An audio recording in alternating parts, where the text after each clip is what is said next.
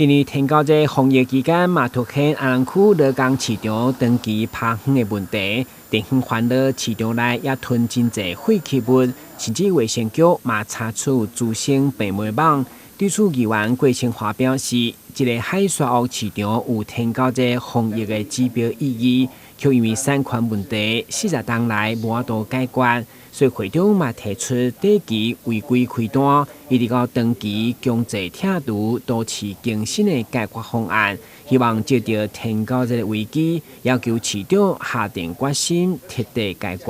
像乐港市场这边遮，你比如讲海南里因遐嘛是有一个私人市场，即嘛是规个拢荒废去伫遐哩。离城这边遮一寡海沙屋一寡空屋咧拢已经荒废伫遐哩。这个时间啦到即已经来到11月啊，这个过程已经过6个月啊。恁市政府这边遮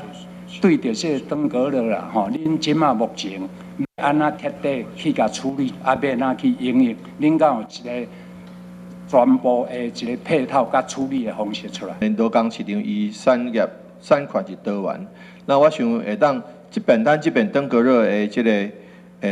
告一段落咱紧来将伊的乐港市场改当产权看安怎由因不管咱会招因的互相因遐业主来看做一个解决，因为做侪业主拢无住伫当地拢回伫外县市，回伫所在别个所在市府出面来召集因，还是因的代表人来做一个彻底的交甲产权解决，迄个所在看要拆除来另外卖人，还是要起大啦，要做啥，咱才来处理。